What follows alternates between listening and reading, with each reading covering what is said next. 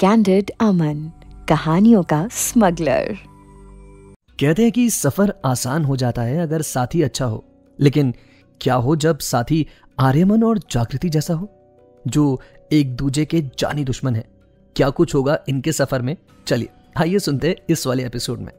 जागृति ने अपने वार्डरोब में से छांट कर सबसे रिवीलिंग ड्रेस पहनी थी, जिसमें जागृति को देखकर एक बारी के लिए तो आर्यमन का मुंह भी खुला का खुला रह गया था, जिसे आर्यमन की बगल में खड़े उसके भाई आर्यवीर ने अपने हाथ से बंद किया।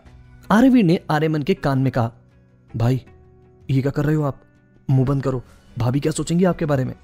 आर्यवीर की इन बातों से आर्यमन का ध्यान फिर से टूटा और उसने अपनी नजरों को आर्यवीर की तरफ करते हुए उसे घूरा। उसके बाद उसने जागृति की तरफ देखा। जागृति ने एक रेड कलर की नी लेंथ ड्रेस पहनी हुई थी। स्ट्रैप शोल्डर वाली इस फिगर हगिंग ड्रेस के साथ उसने ब्लैक कलर की हाई पेंसिल हील्स पहनी हुई थी। बालों को उसने बहुत ही मैसी तरीके से एक बन में बांधा हुआ था, जिसके कुछ लटे लूज होकर उसके कंधों और कमर पर बिखरी हुई थी। उसकी चाल में एक अलग ही कॉन्फिडेंस था, जबकि उसके लिए खुद ऐसा कुछ पहनना काफी ज्यादा बोल्ड स्टेप था उसके लिए। जागृति के हाथों में चूड़ा अभी मौजूद था। आर्यमन जागृति के इस हुलिये को देखकर समझ चुका था कि जागृति ये सब जानबूझकर कर रही है, इसीलिए उसने अपनी मुट्ठियों को भींचते हुए अपने गुस्से को पी लिया। आर्यमन ने जागृति के सीढ़ियों से नीचे उतरकर आने के बाद उससे सरकास्टिक टोन में कहा, इसीलिए तुम्हें इतना टाइम लगा वो बनने में जो असल में तुम नहीं हो, हाँ? जागृति ने बड़े ही एटीट्यूड में जवाब देने की जगह उल्टा ही सवाल पूछ लिया, मिस्टर मल्होत्रा, डोंट से कि आपको ये नहीं पता कि लड़कियों का राइट होता है रेडी होने के लिए, टाइम लेने के लिए। असल में जागृति का ये असल नेचर नहीं था। ये सब वो आर्यमन को परेशान करने के लिए कर रही थी। वो उसे रिग्रेट फील करवाना चाहती थी अपनी शादी के फैसले पर। लेकिन आर्यमन के जवाब देने से पहले आर्यवीर ने जवाब दिया, नहीं भाभी, भाई को कैसे पता होगा ये सब? इन्हें तो अपने आसपास किसी का होना ही पसंद नहीं है। और पूछे मत, अगर किसी ने भाई से किसी भी सामान को उनकी परमिशन के बिना छू लिया तो बस वो दोबारा उसको यूज नहीं करते। जागृति ने मुस्कुराते हुए कहा, लगता है बहुत नखरे हैं तुम्हारे भाई के। कोई बात नहीं, अब मैं आ गई हूं ना, तो इनके अब सभी नखरे मैं ढीले कर दूंगी, है ना? जागृति के मुंह से निकली ये बात सुनने के बाद आर्यमन कभी जागृति की तरफ देखता तो कभी अपने भाई आर्यवीर की तरफ। जागृति के चेहरे पर एक स्माइल थी जो अब गायब हो चुकी थी जब से वो इस घर में आई थी, लेकिन ये स्माइल उसके चेहरे पर आर्यमन को सताकर वापस आ जाती थी। उसे आर्यमन के चेहरे पर आई सलवटें देखने का बड़ा मजा आ रहा था। जागृति अब आर्यमन को पीछे छोड़ते हुए डाइनिंग टेबल की ओर बढ़ी तो आर्यमन ने उसकी ड्रेस की बैक साइड के दर्शन कर लिए। वो तो लगभग चक्कर खाकर बस गिरने ही वाला था। आर्यमन को अच्छे से पता था कि यह सब बनावटी है और वो ये भी जानता था कि जागृति ने यह सब उसकी दादी के साथ होने वाली फैमिली मीट को स्पॉइल करने के लिए किया है। आर्यमन ने जागृति के बैठने से पहले अपने कोट को निकालते हुए उसे जागृति के कंधों पर डाल दिया। जागृति और साथ में आर्यवीर आर्यमन की इस हरकत को बड़े ही गौर से देख रहे थे। आर्यमन ने हल्का सा खांसते हुए अपनी चेयर खींची और जागृति की बगल वाली चेयर पर बैठ गया। जागृति ने अपनी नजरें फेर ली और डाइनिंग टेबल पर बैठते हुए उसने अपने लिए ब्रेकफास्ट सर्व करना शुरू किया। आर्यमन को अभी जागृति के टेबल मैनर्स के बारे में नहीं पता था। असल में तो जागृति आर्यमन को देखते ही समझ गई थी कि उसे हाइजीन फोबिया है, और रही सही बात उसके खुद के भाई आर्यवीर ने कंफर्म कर दी थी। जागृति जानबूझकर टेबल पर काफी मेसी तरीके से ब्रेकफास्ट कर रही थी। अपने लिए टोस्ट पर बटर लगाने के दौरान वो टोस्ट पर कम और अपने हाथों पर बटर ज्यादा लगा रही थी, और इन्हीं हाथों से वो टेबल पर रखे हुए सभी सर्विंग पॉट्स को टच कर रही थी, जिसे देखकर आर्यमन के लिए बर्दाश्त करना बहुत मुश्किल हो रहा था। जागृति उसके उन गुस्से और फ्रस्ट्रेशन से भरी निगाहों को अपने ऊपर देख चुकी थी, लेकिन वो अच्छे से जानती थी कि जो आर्यमन उसका बिगाड़ चुका है उससे ज्यादा वो उसका क्या ही बिगाड़ लेगा। इसीलिए वो अब एकदम बेपरवाह हो चुकी थी और उसने पूरा निश्चय कर लिया था कि वो उसकी जिंदगी को एक हद तक बर्बाद कर देगी। आर्यमन के चैन और सुकून को बर्बाद करना अब उसका मकसद रह गया था।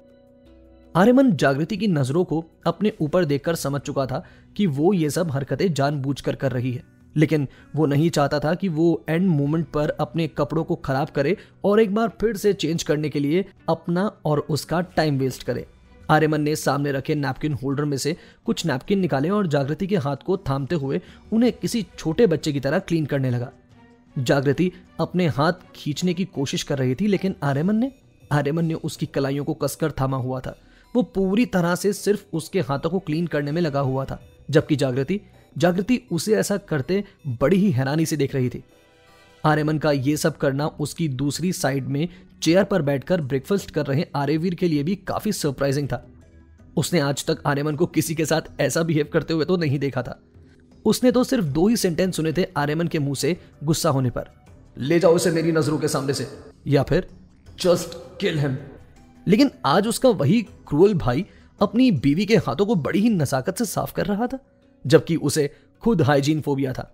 आर्यमन ने जब जागृति के हाथों को क्लीन किया, उसके बाद उसने सर्वेंट से बोलकर जागृति के हाथों को सैनिटाइज करवाया, क्योंकि वो जागृति को हाथ धोने तक का मौका नहीं देना चाहता था। इसके बाद उन्हें वहां से सीधे निकलना था।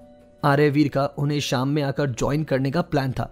इसका मतलब था कि वो दोनों इस समय आर्यमन की दादी के पास जा रहे थे।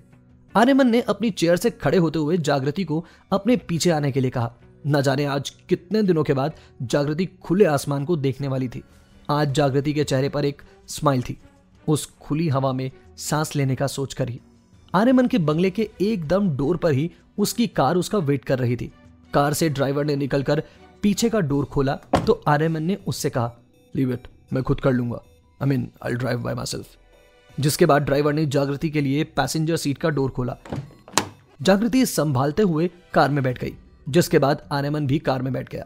अब बारी थी उस सफर पर निकलने की जिस पर पहुंचने के लिए लगभग 4 घंटे लगने थे।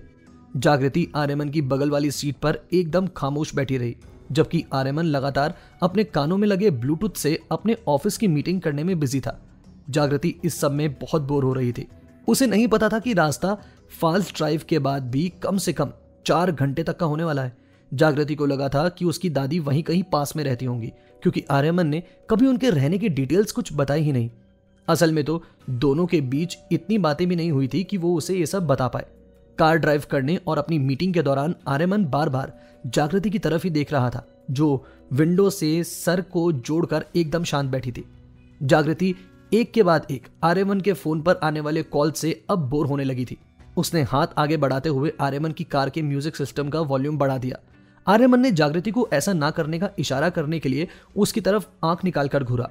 वो उसे जताना चाह रहा था कि उसकी इंपॉर्टेंट कॉल चल रही है, लेकिन यही तो गलती कर दी थी आर्यमन ने कि उसने जागृति को उस कॉल की इंपॉर्टेंस बता दी थी। अब तो जागृति के दिमाग में खुराफात ने जन्म ले लिया था। कहानी के आगे के सफर में देखेंगे कि कैसा रहेगा आर्यमन और जागृति का ये पहला सफर।